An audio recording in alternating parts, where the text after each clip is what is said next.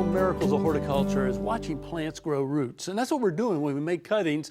And today we have a whole selection of cuttings brought in by Dena Wild, Master Gardener Extraordinaire, and herb specialist also. It's one of your big areas there. Yeah. Now you have brought in a whole collection of different plants that are rooting, but let's just start over. Come over a little bit here and talk about how you get the cutting started, because you do this all the time. I do this all the time, and I love this method of propagation because it's so easy. And it's a miracle. It's really neat. Easy. Okay, show us what you do here. Now you have a container. I start out with a container and my planting medium, and I prefer coarse vermiculite. Okay, I do too. I do too. You and I are on the same boat. I have tried them all, potting soil, the seed starting mix. Yeah, some people are successful with them. I am more successful with coarse vermiculite. I am too, because the air can circulate around these particles, and it we'll keeps show everybody moist. what that is. Everybody probably has seen coarse vermiculite before, but it does break down over time, but it's a neat little product to work with. Now, how do you make your cuttings to go in there?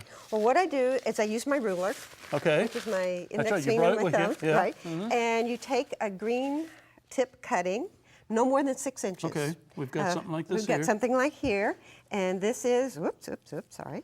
This is about 6 inches, and what you have to do with sharp clippers, pruners, you have to cut away the flowers. Some people are going to say, oh, no, Dena, you ruined it. No, because you don't want the energy going to the flowers. You want the energy going to the roots, and then you just strip off the bottom leaves, voila. Very good. Yeah. And you put the Let me just show everybody here what you've done. We've taken the flowers off, and we've taken off the lower leaves here.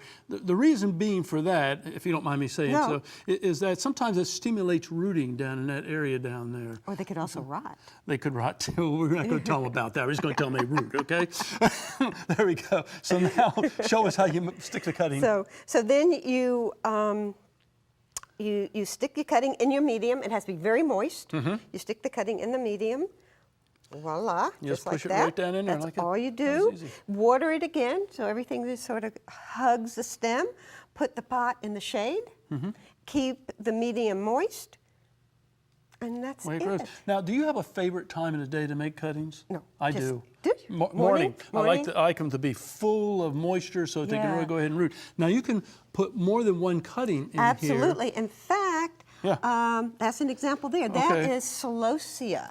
It's a bunch of flowers. Yeah. And I now you did well, you know it? Yes, I have about a half a dozen flowers from one cutting. Now, you put this in a shady spot, keep them moist. I like to wrap plastic all around mine, but if it works, I don't mess with success. It works wonderfully. You have one of those great humid areas at your house. I guess I do. Yeah, but if it's out in a windy area or something like that, won't work. Not going to work. But this is protected. It's under some trees, and I can make sure it stays moist, though. Now, you have a lot of variety of things. I do. Let me just knock one out of the pot here. This happens to be cold. This is one of the fastest rooting plants. It is. I mean, it almost roots. Look at all those roots. I know. It almost roots by the time you get it in the pot.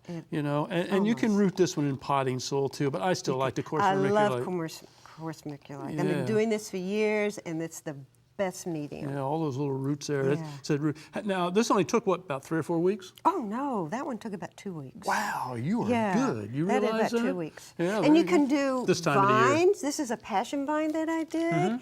And here's some herbs. This is lemon verbena. Smell that leaf. That does smell good. Yeah. What is this here? This is chaya. It is an edible spinach. Okay, very good. Almost looks like a hibiscus. It almost, but it's not. Yeah. That's a shrub. Of course, that's, now you wanted me to take this Dracaena out of the pot, right? That one should have some very good roots. We're going to see. I'm messing up the cameraman here, but I know, and that too. There we go. Aren't those roots beautiful? Oh, look at those. Aren't those kind of neat?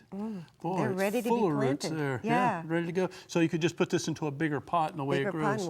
And pennies. This cost me pennies. It really was just the cost of the vermiculite. How about that? And we have other things. What's this here? That's a shrimp plant. Yeah. And this one I had already propagated, and I put it into its pot, and look how well it's doing. I know, it's growing. Dena, thank you so much. Thank you. Very good. Yeah. Nice technique to grow plants and makes it easy. It's wonderful. Good. If you want more information, call the Extension office. They'll have a bulletin on this here too. And ask one of the Master Gardeners. Almost all of them are doing something like this, but Dena is the Master Gardener Extraordinary, does it. That's great. Thank you. Thank you.